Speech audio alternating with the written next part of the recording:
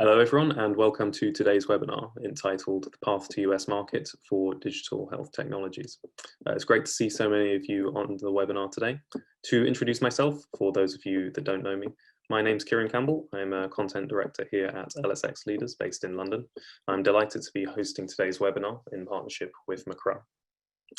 As with our previous webinars, we have a lot of our own community who are joining us today from around the world, but also a number of those from outside. So before we kick off, I wanted to briefly introduce LSX, for those who don't know us. LSX stands for Life Science Executives. We're a community and network of life science decision makers across biotech, medtech, and health tech businesses, pharma companies, the full range of the investor base in life sciences, as well as payers, providers, and other key stakeholders in the healthcare sector. Many people know us from our high-level, large-scale conferences, partnering events, and showcases that we run in both Europe and the US. While these physical events are off the table, we are really pleased to continue connecting people and sharing the expertise of our community through the other arm of our business, virtual partnering and various forms of digital content delivery, such as today's webinar. We are also delighted to be working with MCRA again for today's session, and indeed for this webinar series. MCRA are a leading advisory firm and CRO for the medical device sector with expertise across regulatory, reimbursement, clinical research, healthcare compliance, and quality assurance. They are very much the perfect partners for this series. So today we're going to be focusing on one of these areas specifically, which is digital health regulation and market access. I will very shortly be handing you over to our speakers and presenters for today, Nikki Batista, Associate Director for Cardiovascular and Regulatory Affairs, and Jason Tugman, Associate Director for Cybersecurity, Risk Management and Strategy at MCRA. Nikki is a former FDA Assistant Director in the Cardiac Electrophysiology Diagnostics and Monitoring Devices Department and has extensive knowledge of digital health, medical device regulation and policy. Jason has over 15 years of cybersecurity experience and is highly experienced within multiple frameworks, as well as FDA pre-market and post-market medical device joint security plan. Now, I'd like to ensure we give a minute or two to allow any latecomers to join before I hand over to Nikki, who will be kicking off today's session. So just a couple of quick points to mention from me before we begin. Number one, we will have the opportunity at the end of the presentation for me to put any questions you may have to Nikki and Jason, and I would encourage you all to please make use of that time to ask any questions or make any follow-ups from the presentation. So please ask your question in the Q&A section at the bottom of the screen, and at the end of the presentation, we'll look to answer as many as we can. And yes, of course, you may send me any questions that you have privately in the chat function if you wish. And number two, if you see a question that you wanted to ask in the Q&A already, you can upvote for that question just to show that you're interested in the answer, and we can look to address those ones first. So please do use this function and ask any questions you have at any point throughout the session. So that is it from me, and I will now hand you over to Nikki Batista with MCRA.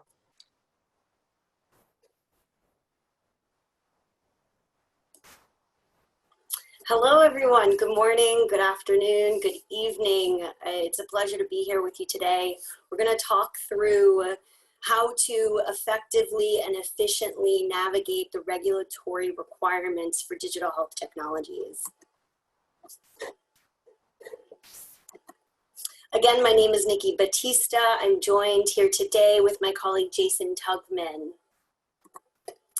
As we all know, the digital health market is rapidly expanding as it experiences a 29% annual growth, with only its timeline accelerating with COVID-19 and the demand for remote and telecommunications.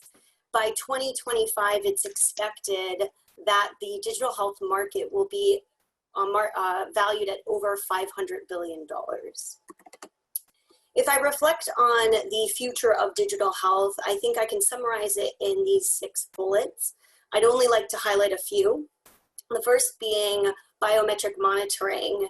The power of biometric monitoring is allowing us to get a glimpse into the daily stories our bodies are telling us every day like never before. In order to utilize this data, we have to ensure that there's a seamless integration between digital health technologies and healthcare infrastructures, which must be accelerated in order for digital health technologies to be adopted. And then finally, cybersecurity. It must be a pillar within the design and innovation of digital health, as the healthcare sector accounted for over 40% of all cyber attacks in 2018. This is a critical component to the digital health ecosystem. So for today, we're hoping to tackle 4 targets. First, we're going to talk through how to decide if your device is regulated by the FDA. We're going to talk through the differences between internationally recognized standards and FDA guidances and identify how to overcome those. Then we're going to walk through some of the common challenges and mistakes when drafting regulatory submissions. And then we're finally going to wrap up today's discussion with an overview of the novel paradigm set forth for AI algorithms.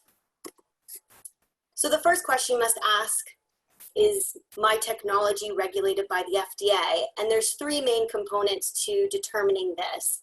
It has to do with the risk associated with your device's use, its intended user, and its intended use. And how you market your technology really determines what regulations and policies apply to your technology. And it's important to recognize that small iterations and modifications to these elements can have significant regulatory impact on your system. I like to think of the regulatory paradigm as a spectrum, where you fit along this spectrum.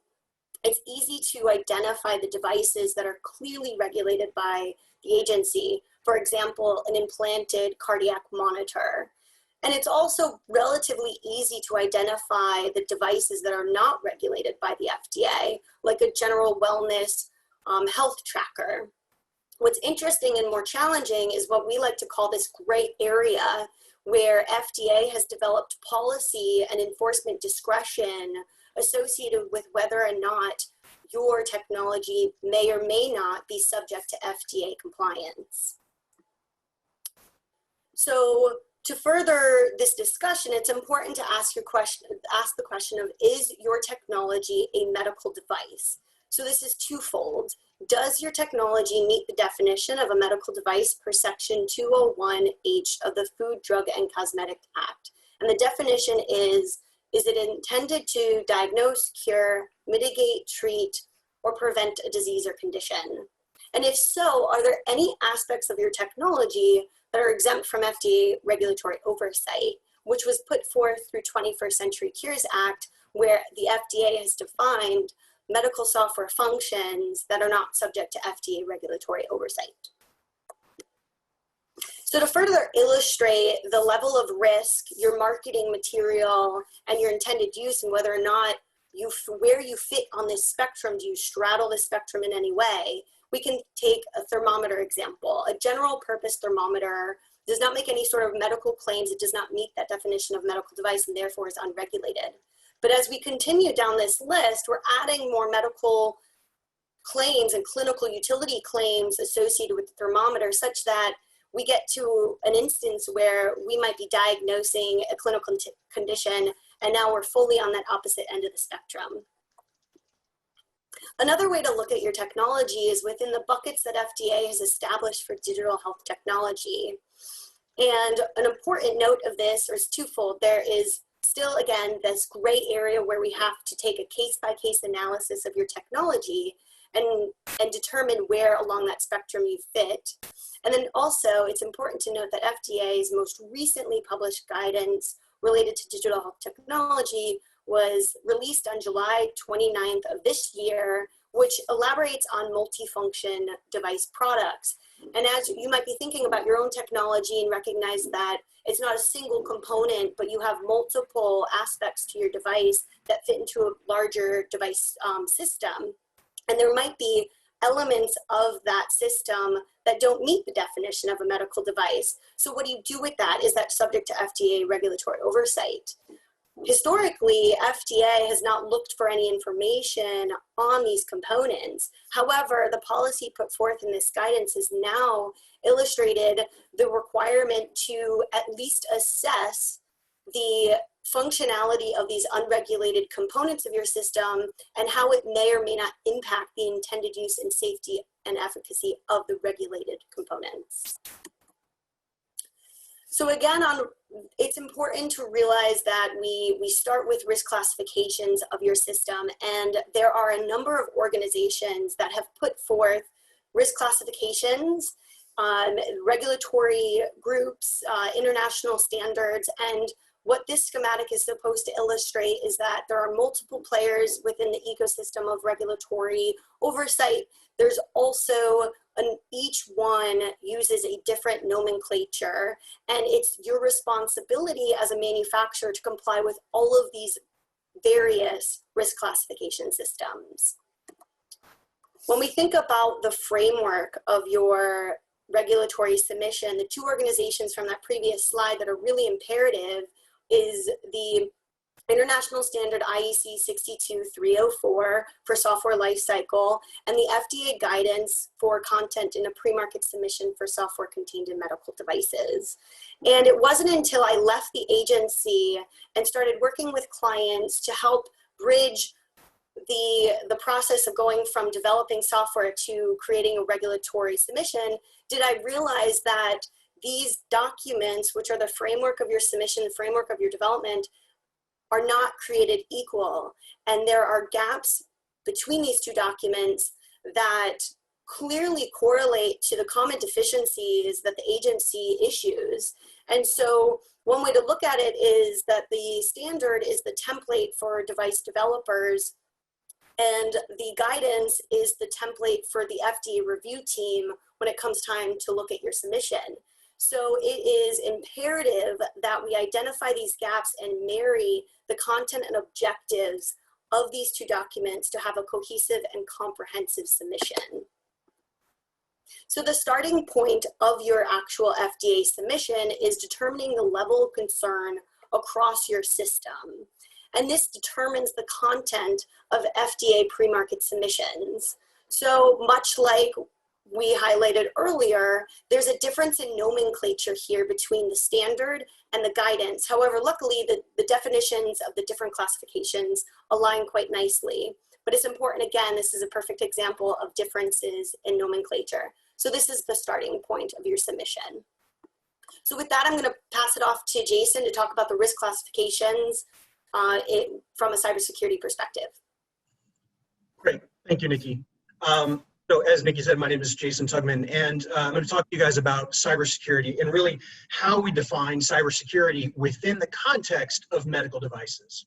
And so to do that, we first have to understand that everything gets down to risk. And Nikki has already touched on this with classifications and tiers and how they're defined. But the question that I get asked the most is, you know, if we're talking about risk to medical devices, why are we talking about guidance and not standards or really regulation? And the answer to that is speed. We all know that cybersecurity evolves very quickly, or rather cyber risks evolve very quickly, cyber threats. So in order to meet that, a guidance document can be put out quickly, and by that I air quoting the word quickly, as opposed to a regulation. And it also defines it allows the FDA to use the language of may or should, not the language of shall. And that allows flexibility to the organizations. But one thing that I always like to point out is even though that language is may, think of the word may as the carrot that can potentially be quickly followed by the stick that is should. So when we see guidance, it isn't, oh, we can, you know, we might be able to do it. No, you should really do it, especially when you're talking about getting through that approval process. And the FDA has said themselves, as this quote says, this is actually from the 2019 kickoff of the workshop for the kickoff of the 2018 draft of the pre-market guidance for cybersecurity and medical devices. And, you know, they recognize that that tempo of guidance is going to, is sped up and will increase over time as cyber risks evolve and as this, the FDA evolves its understanding and its capabilities of putting out guidance. So when we talk about devices, we have to begin with how the FDA talks about that. And we talk about that in terms of trustworthiness. How trustworthy is a device? So the FDA defines trustworthiness as anything that is hardware, software, programmable logic that, and as you see here, provides reasonable level of availability, reliability, and correct operation, adheres to general accepted security procedures, and more. So if we understand what trustworthiness is, we can then begin to apply appropriate risk-based cybersecurity controls. Next slide, please. Next slide, please. So as we, so to do that, now that we understand what a trustworthy device is, Nikki has already shown what a tier 1 and a tier 2 device, or from a risk perspective, is. So a tier 1 is the highest cybersecurity risk. That really has two main criteria. One, it has to be connected. It can be connected via wireless or wired. It can connect to medical devices or non-medical devices. And if a cybersecurity event were to happen to that device, it would affect or directly impact patient harm to multiple patients. Key words there, multiple patients. So if your device doesn't meet that, your device will fall into the standard cybersecurity risk, which is tier 2 risk. Now note the words standard cybersecurity risk, not no cybersecurity risk. And the reasoning for that is that a tier 1, from a guidance perspective, may or really should meet all of the requirements that are in the guidance documents, both for pre-market and post-market. But if you're a tier 2 device, you still have to look at all of those controls and, from a risk-based perspective, justify their inclusion or exclusion from your device and really from your submission. So even though your device might be a tier 2 device, that cybersecurity knowledge still needs to be there, even if it's just there to say that it's not needed. Next slide, please. So in the pre-market guidance, we have all of these components. The only thing that I'm going to talk to you about out of time today is that top right corner, which is tier 1 and tier 2. And I've already touched on this. A tier 1 device, that device that is connected, that can cause harm to multiple patients, must address all of the FDA guidance from a design control. And tier 2 must address all the design controls or provide that risk-based rationale. Now you might be thinking to yourself, well, my device is say a class 3 device, therefore I must be a tier 1. We all know that that's not necessarily true. So there exists situations where you might have, say, a class 2 infusion pump that is a tier 1 cybersecurity risk, whereas you might have a class 3 coronary atherectomy, that is a tier 2 device only because it doesn't have connectivity. So just because it is a higher class in the FDA doesn't mean that it is necessarily matching with that tier of cybersecurity risk. Next slide, please. So what we're going to talk about is the total product lifecycle. So the FDA looks at that pre-market guidance, getting your device through and accepted, approved by the FDA, and then that total product lifecycle going all the way through to the end of that lifecycle. So the risks that begin, say, now aren't the risks that might exist in 5 years' time. So in order to address that, one, we have to meet all those requirements in our documentation for submission. But then, as our device evolves in and out into the wild, as it were, it is very common for us to have routine updates and patches to a device. Now, that might be for some cyber risk, that might be for other reasons to patch your device. Nikki later will talk about software updates, and it's very similar. But the FDA recognizes that so there can be routine cybersecurity updates and patches, and they likely won't need to go back through the FDA 510(k) process. But if you have a risk to your device that could be considered significant, that has those significant changes or modifications to that device, then that device will likely have to go back through the FDA's 510(k) process. And that's documented in the post-market guidance that is put out there. So now we're seeing the pre-market guidance and the post-market guidance working together. So just because your device is through the acceptance process doesn't mean that you're done. So the organizations that have these devices getting them through the approval process need to have an organizational cyber risk management program that supports them, not only just through the approval process, but through that total product lifecycle, to understand risk, to understand the patches and updates and those risk-based classifications of routine or significant update. So the organizations need to have that capability of cybersecurity knowledge, or that cybersecurity risk-based capability within the organization, or work with, say, an organization like MCRA or tons of other organizations that can take that lift from you and look at the devices and help guide through whether a device needs to go back from that post-market into that pre-market 510K approval process. So there's a lot to talk about in cybersecurity and medical devices. We only scratched the surface. There's a lot of topics and a lot of nuance to everything that we've talked about. But what I want you to take away from this is one, what a trustworthy device is, how the FDA thinks about a trustworthy device. So in using the words trustworthy, they're saying that that device through the approval process is not done. It's total product life cycle. It's maintaining trustworthiness all the way through it. And that everything is risk-based rationale. Even though you don't need it, even though you're a tier 2 device, you still have to look at your device and say, here is why we don't need to do this, or we need to do this small handful, but not this main majority. And here's why. Here's our risk-based rationale.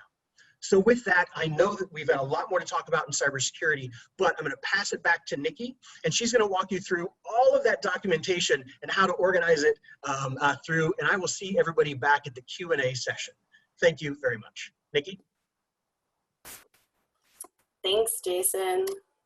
All right, so now that we have a clear understanding of the risk classifications and a good starting point for developing your submission, I want to talk through the critical software documents that are required to meet FDA's expectations. And before I jump into the individual documents and the common mistakes in utilizing IEC 63204 with the FDA guidance to identify the mismatch, I want to address a common question I get, which is, what does the FDA submission practically look like? And fundamentally, it's a bunch of words and pictures that are used to fundamentally connect the dots between all of the data and information about your system to demonstrate to FDA that your device is safe and effective. You're telling the story about your system. You do not send your device to FDA. FDA will not run your code. FDA will not test your device. It is your responsibility with this regulatory submission to bring your system to life. So with that in mind, I want to illustrate and outline how we can connect the dots much more easily for the FDA review team.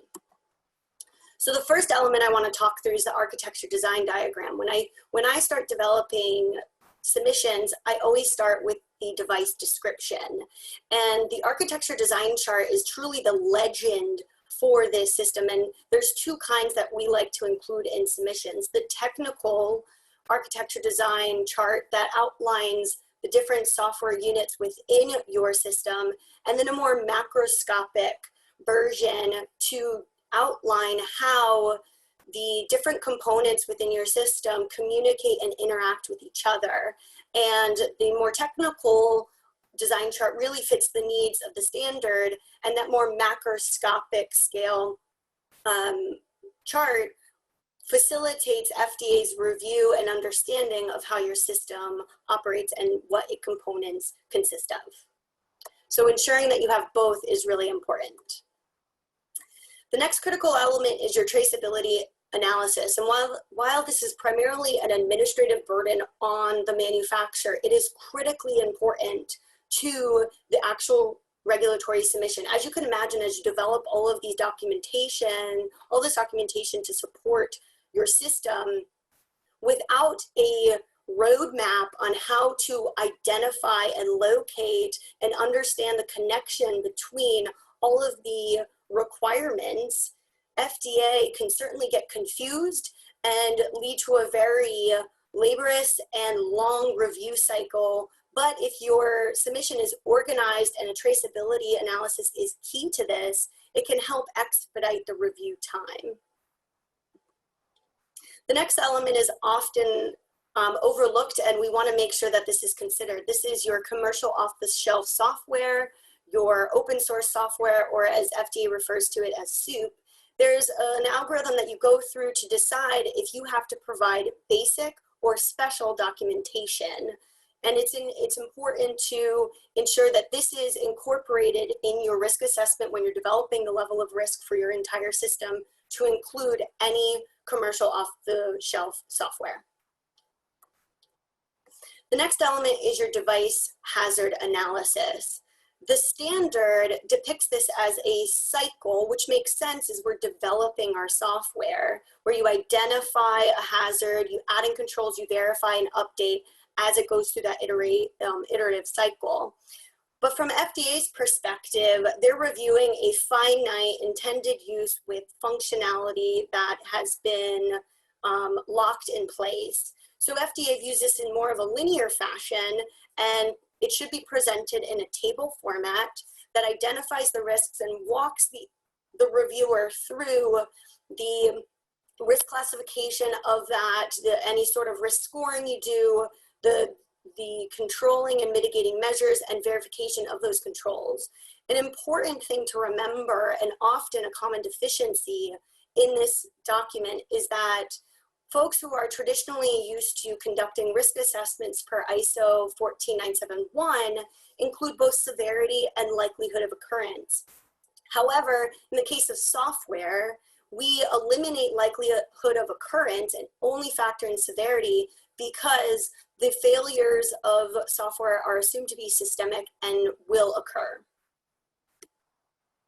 The next two documents really go hand in hand, and the first one is your software requirements specification. I like to refer to this as the what of your software document. It tells you what your device is supposed to do. And generally, the standard and the guidance are well aligned. There are a few elements within the FDA standard that they call out that are not called out in the standard, like the programming languages that you use. However, the ultimate goal of this document is to ensure that your requirements are all well specified, detailed, and should be written in such a way that is testable.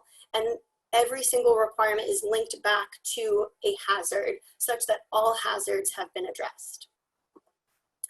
The second document that goes hand in hand with your SRS is your SDS, your software design specification. And this was an interesting revelation for me when I was doing that exercise of mapping the two documents. This was one of the most common deficiencies issued by the FDA when I was there. And it's because the standard, which medical device manufacturers and industry uses to develop their software, doesn't ask for it. So it's to no surprise that if you're not looking at the FDA guidance, that you're going to be deficient in this regard. And so when I work with clients and specifically software developers, they ask, why do I need this?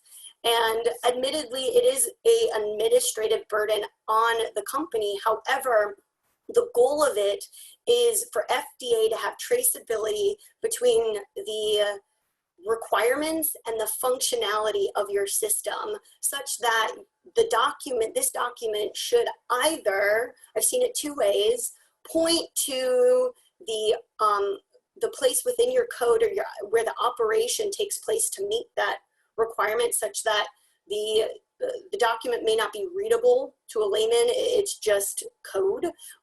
Alternatively, you can describe how your software functions to meet that requirement. The next important element is your testing, your V&V documentation. And it's important to realize that FDA doesn't specify the types of testing you have to perform for your system. It's your responsibility to determine what's appropriate for your system. And FDA is fundamentally looking for assurance that your device does what it says it does and it meets user needs. Generally speaking, this element goes unscathed. but it's important to realize any claim you make about your system should be accounted for in your testing. And another element here is it's important to realize whatever level of concern you have deemed your system will dictate the level of granularity and detail included in your V&V documentation. And the last, but really certainly not least, element of your submission is your software development environment description. Much like what Jason presented earlier, from a software perspective, it's really broken down into two main components. FDA wants to understand what procedures, standards, and tools you're using to develop your software. So an example would be Visual Studio. Are you using some sort of tools to develop your code? And then secondly is your procedures for change management and configuration management. And this really gets employed in the post-market space after FDA has cleared or approved your system. And there are some important considerations for this element that are common deficiencies I see. The first one is that you don't include your configuration or change management policies and procedures in your submission, or it's incomplete. Sometimes it doesn't include important elements of how you're controlling your commercial or open source software, how you're working with that vendor to ensure any changes made by them are being vetted and controlled for the deployment of your devices, and also consideration from a regulatory perspective. FDA has issued a guidance that outlines the types of changes you can make with or without FDA regulatory oversight, and often these procedures don't consider the regulatory impact of some of these changes. So hopefully over the last few slides, you've gained some appreciation that the documents generated by international standards organizations and the FDA do not overlap perfectly as much as we would like them to. And it's imperative that we identify the differences so that our regulatory submissions are comprehensive, and what we like to say is you get it right the first time. So with that all in mind, I'd like to kind of take a step back, think about where we've been, where we're going for digital health, and spend some time talking about the evolving paradigms for novel software like artificial intelligence. So much of what we've talked about so far in terms of the policy that FDA has put forth has been a consequence of the legislation of 21st Century Cures Act, which was enacted in 2016, which paved the pathway for innovative and disruptive technologies to gain patient access early and soon. And so FDA, as I mentioned earlier, developed a bunch of enforcement discretion policies, redefined how medical device software functions fit within their paradigm. And that led to the creation actually at the agency for a digital health unit that is 100% devoted to developing framework to support the creation and innovation that we're seeing in the digital health space. So FDA put forth an action plan which included a number of policies and potential pathways to market, which they are currently in the development of and refinement of some pilots that they were conducting. And what's interesting is that FDA recognizes that the pace of software innovation and iterative changes is so much faster than traditional medical devices, it truly needs its own regulatory pathway. So traditionally we look at our PMAs, our 510Ks, our de novos. Those review cycles are really long, and we have an industry where changes can happen and be tested and deployed so quickly. How can we fit, there's no real good fit within what is currently being used. So FDA put forth a total product lifecycle paradigm, and I'd like to take the next few moments to walk through how that could apply to AI algorithms. So I really like this schematic from the Medical Futurist, and it provides a timeline, which likely needs to be updated because there has been a lot of activity in this in the last 2 years. But what I like about it is it shows you that, first of all, FDA is clearing and approving artificial intelligence-based algorithms. And the primary drivers are within radiology. Medical device imaging is truly leading the field and leading FDA in their development of how to regulate artificial intelligence. So it's important when you're thinking about your system, if you have AI techniques utilized in your device, look to radiology, see what they're doing, understand the pathways they've been taking, as it does have important implications how the rest of the medical device disciplines are following suit.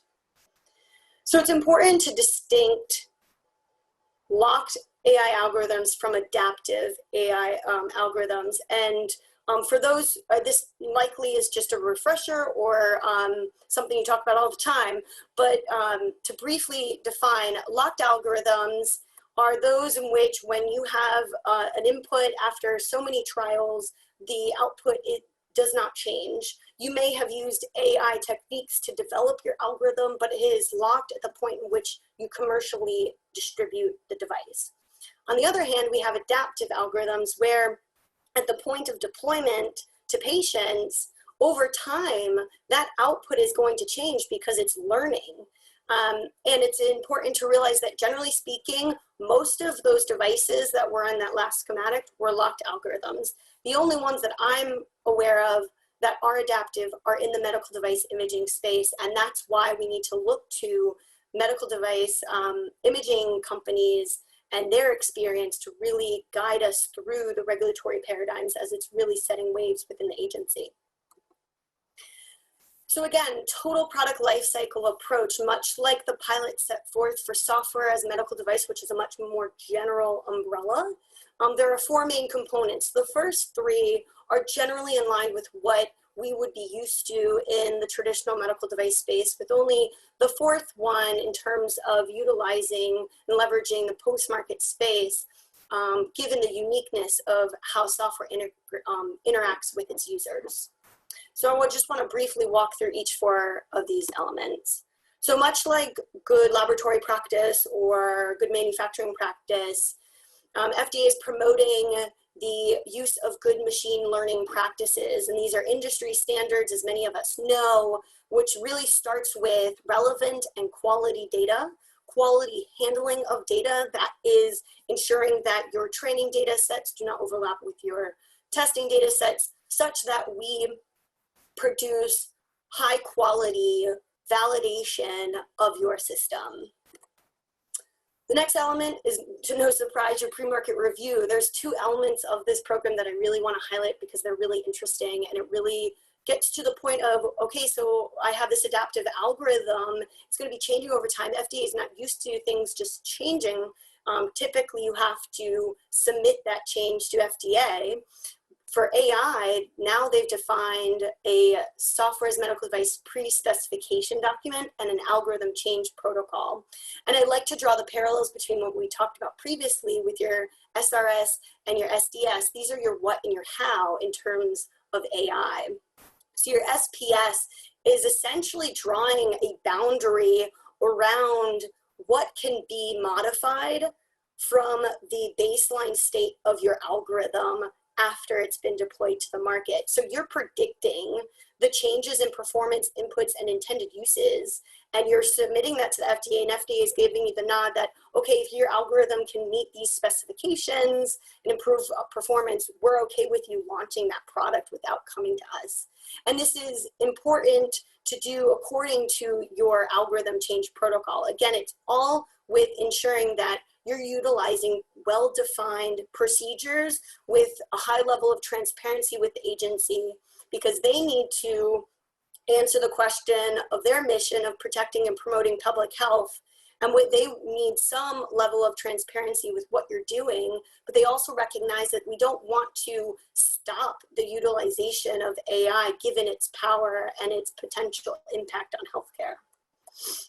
These, again, are the three types of changes which I briefly mentioned that you can specify in your documentation related to performance, inputs, and intended uses. So lastly, the increased transparency and the shift from pre-market to post-market, which is a trend we're seeing across the agency. It's unique to software in that software can capture a lot more data about its users depending on its interface and how it's intended to be used. So FDA realizes that maybe we can shift these data collection, and in order to allow for these post-market changes to be implemented, what can we ensure is taken or recorded and documented by the manufacturer to ensure that we're still meeting safety and efficacy metrics for your system. So post-market data collection to ensure that you need to include mechanisms and procedures and outline what you're going to do. This is your change protocol. This is what's going to happen once you've deployed that. You also have to think about interoperability. If your device is working with other systems, how is the changing specifications, performance, etc., impacting the devices within the ecosystem in which they're working with? You also need to be conscious of any labeling updates required to ensure that any changes implemented through your SPS or ACP have been well communicated with your users. And finally, FDA does not necessarily say you can make any change you want. There are certain changes where you do have to submit back to the FDA, hopefully with a well spelled out procedure in place that review can be quick, which I think is the ultimate goal with the agency, recognizing that the longer they take to review, the slower these iterations get to the public. But it's also important to inform your collaborators, your public, etc.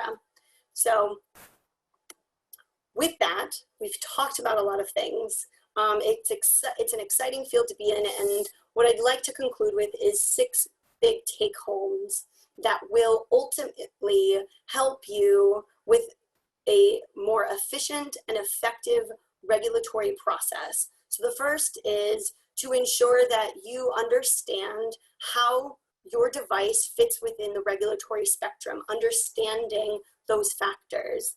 The second is in being able to classify your technology from a risk-based perspective so that you're providing the level of documentation required by the agency.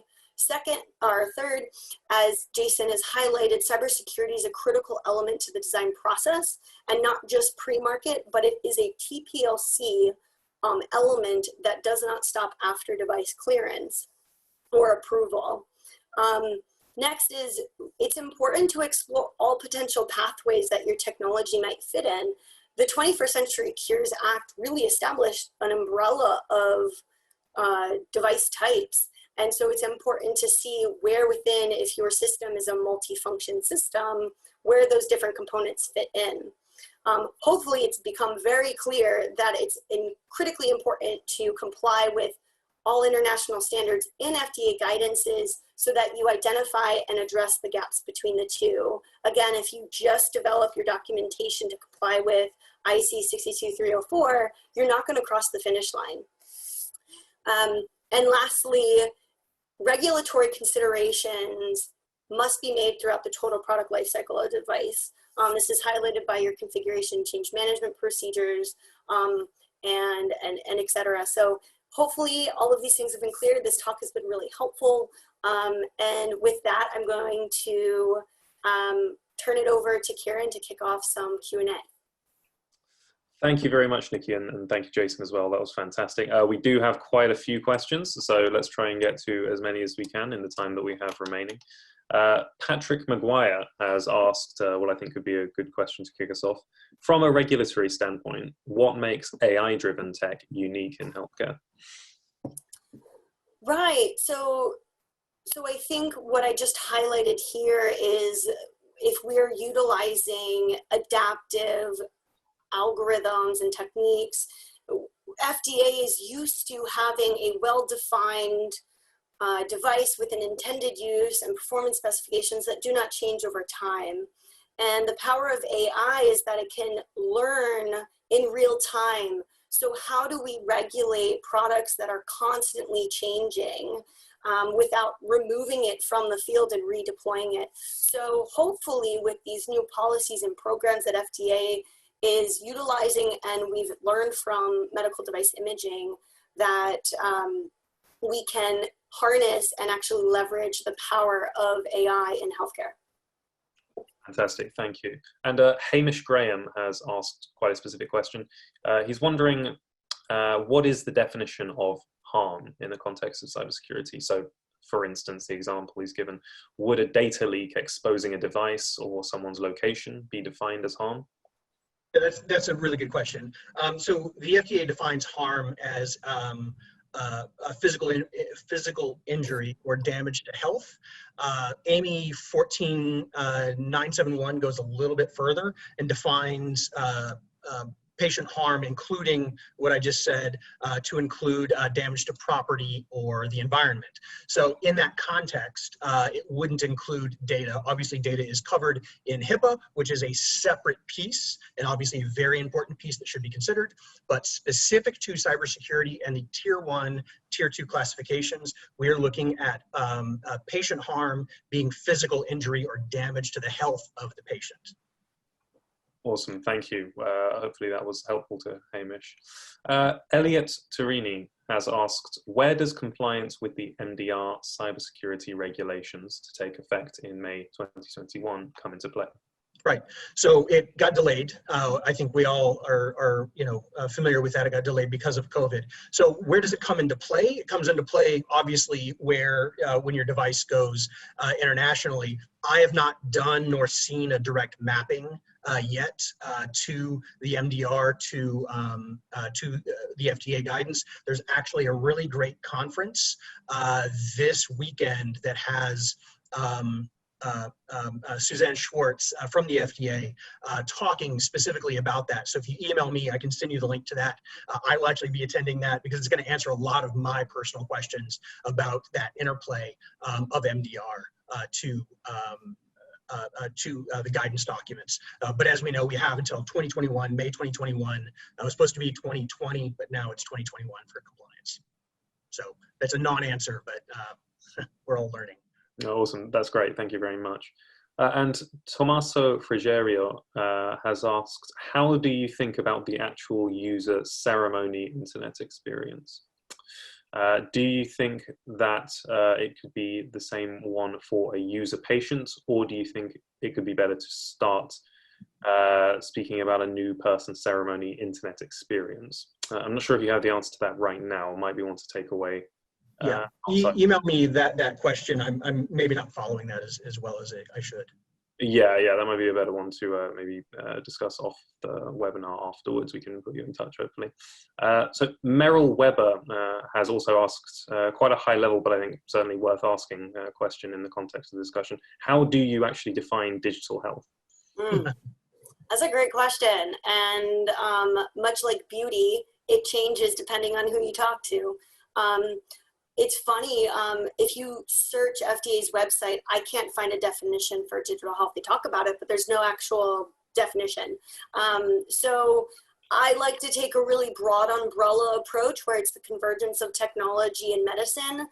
Some people refine it into something more, but because we can talk about digital health as regulated and non-regulated products, I really like to create that umbrella where it's just leveraging the power of technology to advance healthcare. That's how I would define it. Great. An old question, but a good one. Now, Shawnee Karkinen has asked, the FDA is saying that cybersecurity is a shared responsibility between manufacturer and the user organization. Where is that borderline? So which part belongs to manufacturer and which to the user organization? Andy has requested, if possible, that examples could be helpful in this. Yeah, so that's the ball game, right? That is like welcome to the ball game.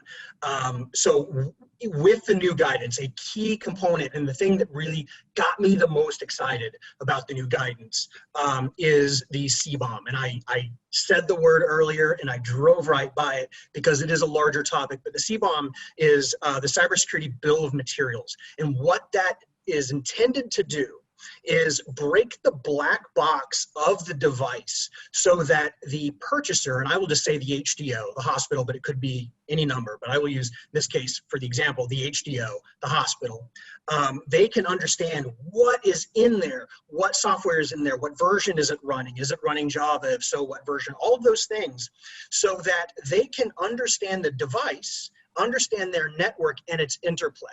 It's also a way for the manufacturers to say, we have this control, and this control, which is, and you have this, and this. Or more specifically, we're doing this, you do whatever else you think needs to be done, but we're defining to you what controls we have in place, right?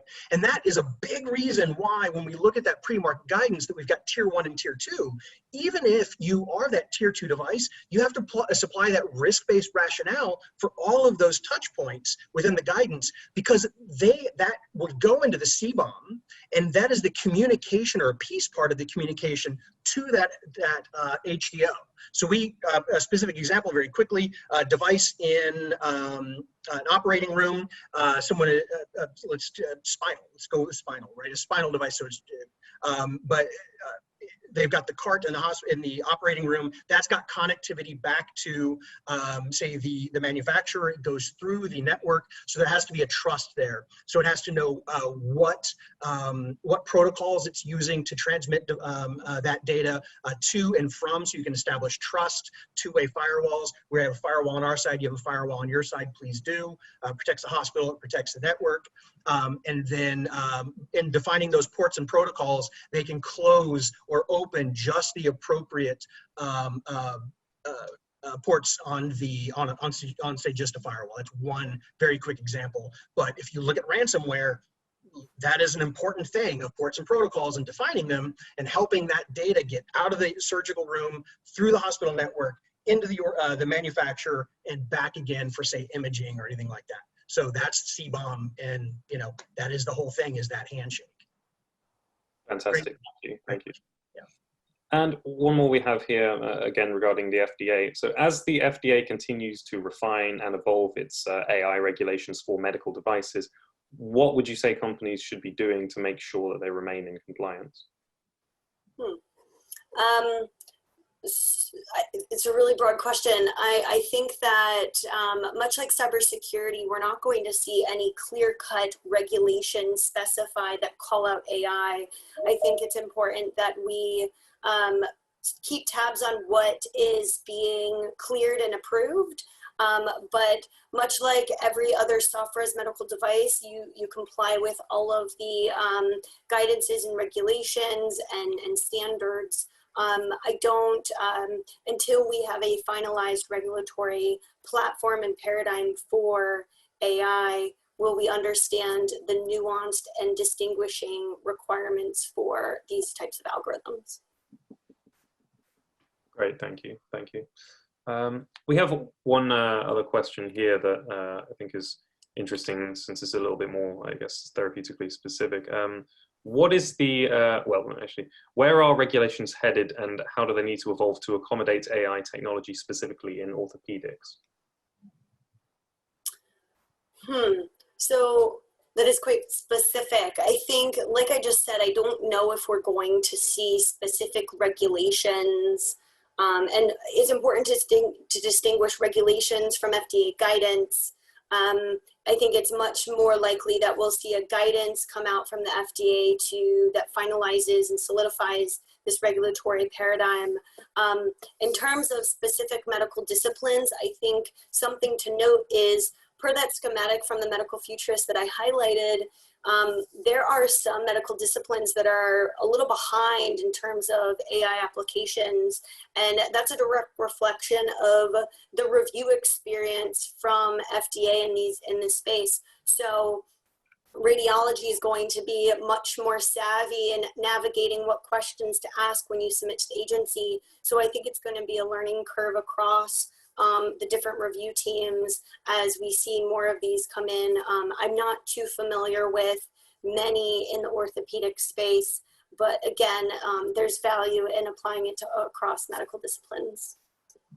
Awesome, thank you. And one anonymous attendee is asking here about data privacy and patient consent, specifically in the context of AI algorithms. So how does data privacy and patient consent work for personal data being used to train AI algorithms?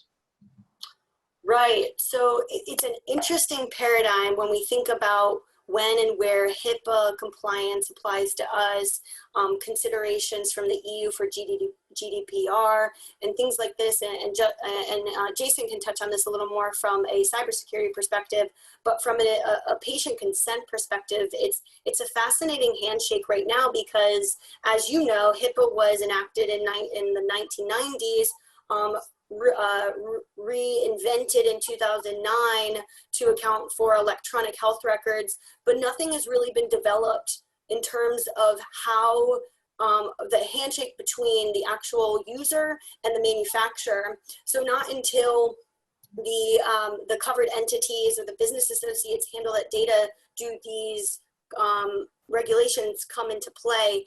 And there has been a call out for Health IT, which is an organization under HHS, to establish and better regulate this handshake. So currently it's TBD, and it's an important element to consider when you're developing your devices to ensure that you have the proper procedures in place to protect any sort of patient data once it does enter into HIPAA compliance.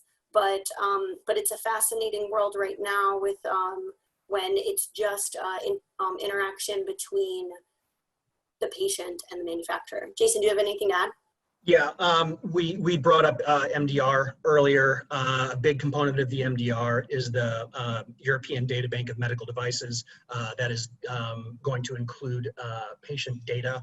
So there's going to be an interplay there with GDPR that you mentioned, and that data bank for medical devices. So within that MDR, there are additional things to consider specific to AI if that use of that data goes out and is really related to both MDR and GDPR. Thank you, that's fantastic. And we do have time for just one further question. This is from Ingrid Bratt, it's just come in. So how does this apply for developing a service using AI?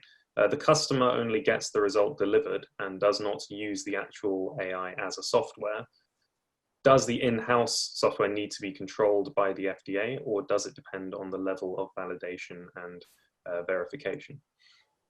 So again, it comes back to the question of, does that service meet the definition of a medical device? And if so, are there any aspects to its intended use, its risk, its intended users that might fit within some of the enforcement discretion policies? So generally speaking, FDA is focused on software as medical device, not as software as service, but you'd really have to do a case-by-case assessment of whether or not the service you're providing meets some sort of medical function. Brilliant, thank you. And that is, I'm afraid, all that we have time for today. So thanks very much to you all for joining us. And again, a huge thank you to both Nikki and Jason for sharing their expertise with us all today. As mentioned, we will be releasing the slides to all attendees. And I'm sure Nikki and Jason will be really happy to discuss the content of the presentation and any ways that they may be able to help you or your businesses after the webinar. We did actually have quite a few questions that sadly we couldn't get to, so maybe strongly recommend you guys get in touch if there is something you're still wondering about. We will be sending a follow-up email to everyone who's registered as soon as possible. That will include a link to the full recorded webinar. On the 15th of September, MCRA will also be delivering an exciting and closely linked presentation at the LSX Health Tech Leaders virtual partnering event, which is taking place across the 15th to the 18th of September. So for more content like this, do be sure to sign up and listen in. Thanks again to everyone for joining us. Thank you very much to Nikki and Jason, and see you all again soon. Thanks, everybody. Bye.